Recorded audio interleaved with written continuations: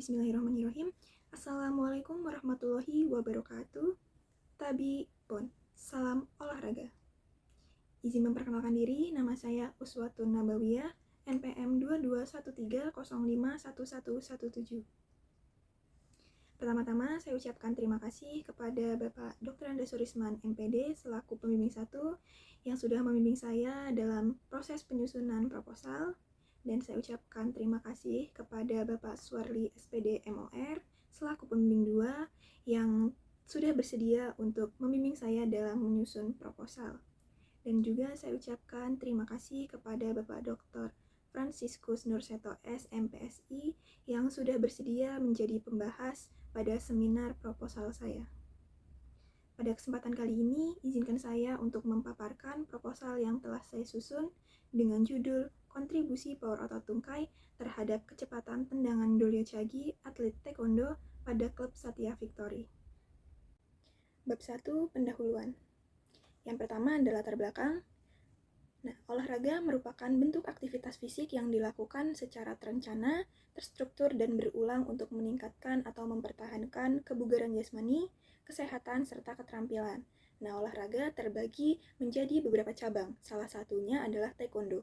Pada penelitian kali ini, penelitian tahu saya akan membahas terkait kontribusi power otot tungkai pada tendangan Dolyo Chagi, yang mana ini adalah salah satu gerakan dalam olahraga Taekwondo.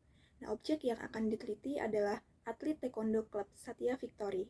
Dengan penelitian yang akan dilakukan ini, tujuannya untuk mengetahui seberapa besar kontribusi power otot tungkai pada gerakan Dolyo Chagi supaya tendangan yang dihasilkan maksimal. Baik, selanjutnya ada identifikasi masalah.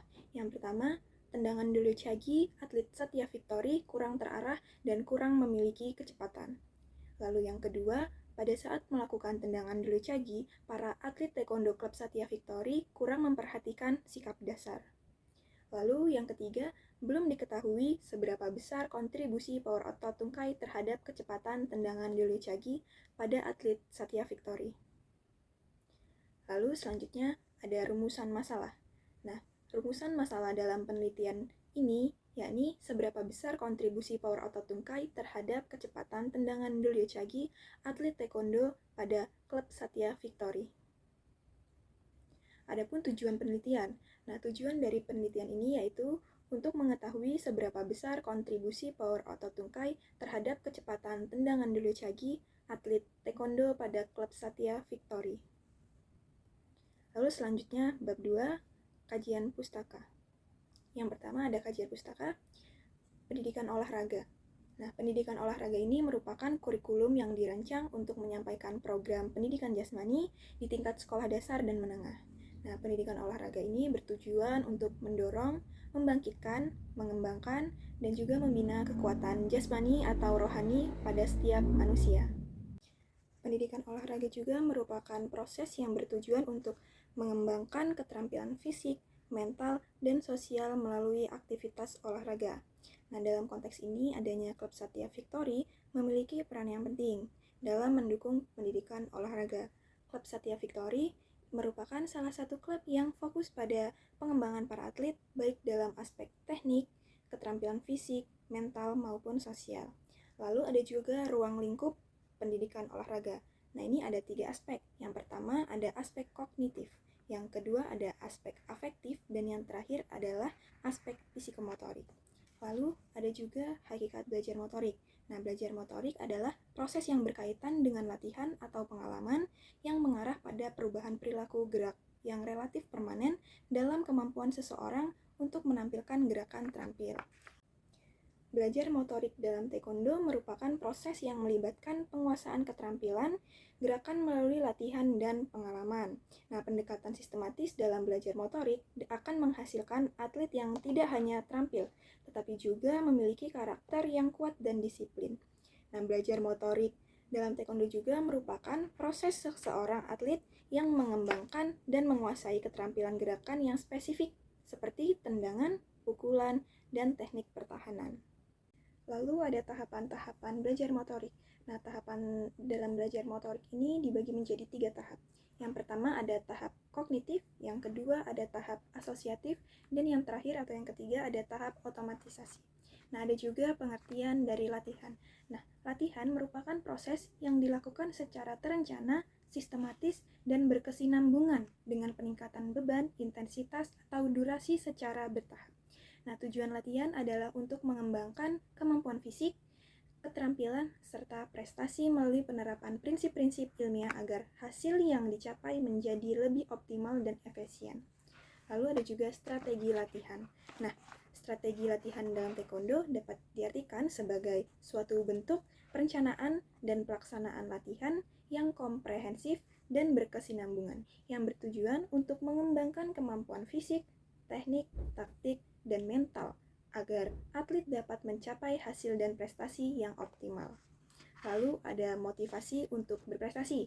Nah, motivasi merupakan dorongan internal yang menggerakkan seseorang untuk bertindak dalam memenuhi kebutuhan dan mencapai tujuan tertentu.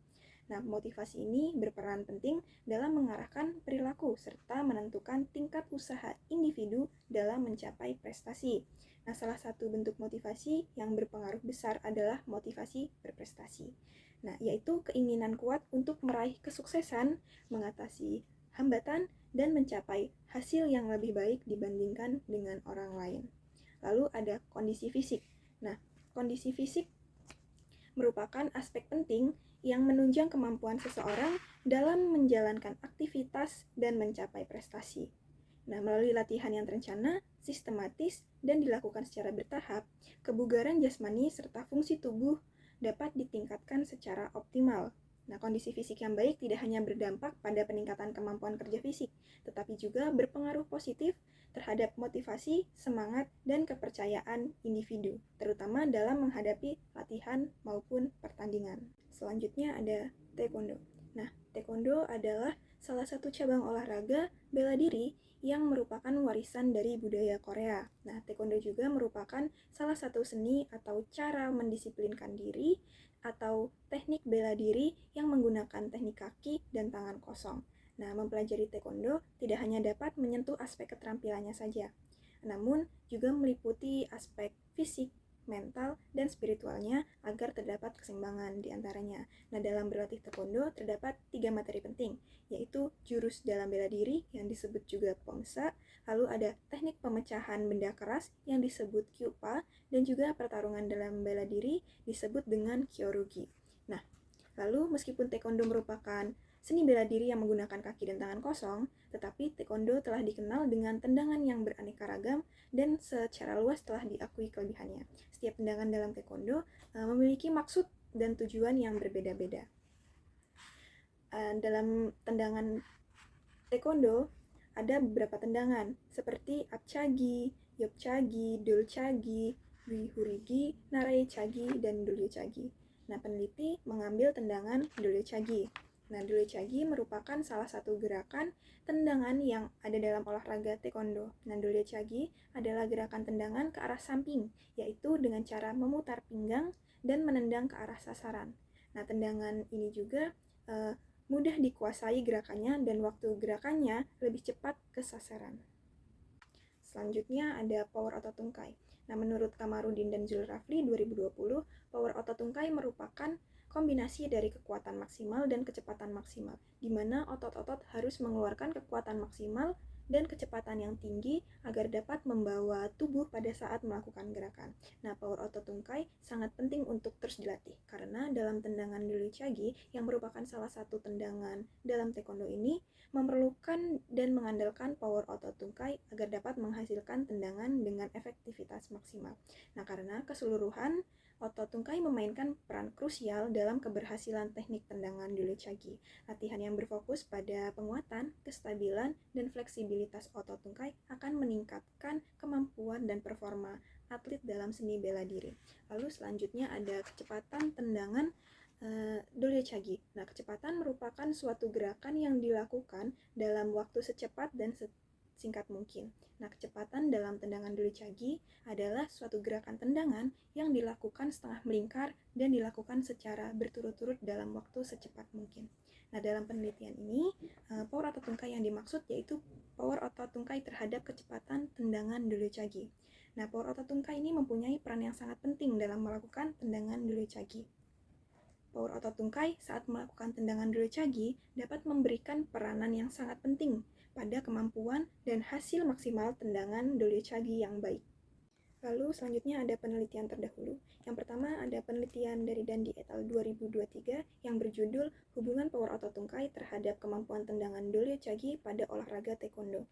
Lalu yang kedua ada penelitian Santi et al. 2022 yang berjudul Hubungan Kekuatan Otot Tungkai dengan Kemampuan Tendangan Dole-Chagi pada Atlet Taekwondo.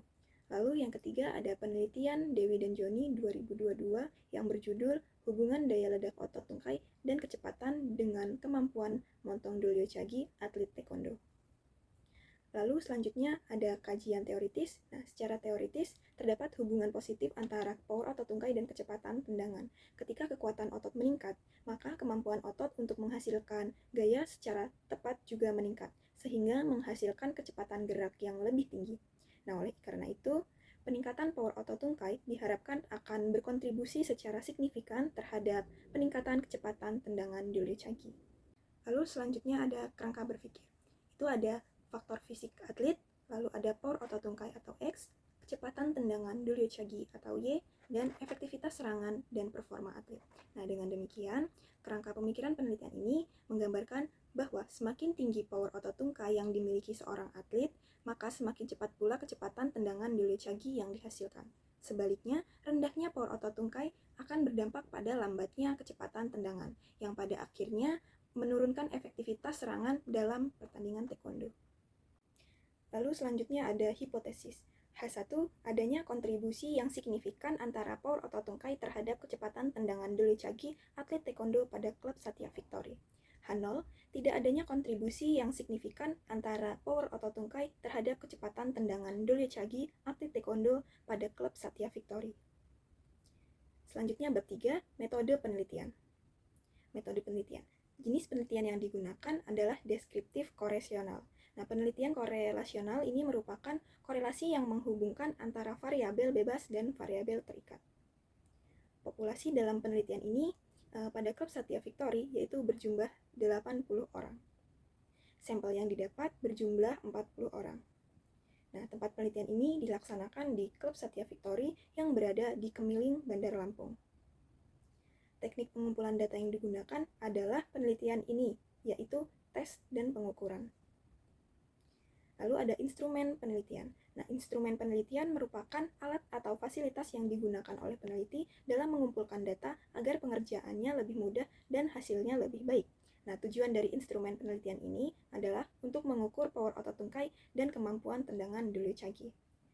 Tes yang digunakan dalam penelitian ini adalah saat tes power otot tungkai menggunakan standing board jump dan juga saat melakukan tes kecepatan tendangan yaitu dengan tes kecepatan tendangan Dole-Chagi.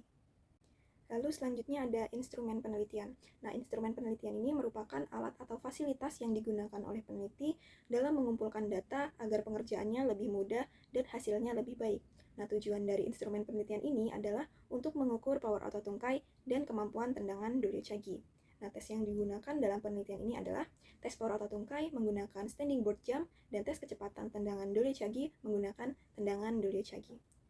Lalu selanjutnya ada uji prasyarat. Yang pertama ada uji normalitas. Nah, uji normalitas data dilakukan sebagai prasyarat untuk melakukan uji perbedaan. Nah, dari hasil tersebut dapat diketahui apakah data tersebut terdistribusi normal atau homogen atau sebaliknya.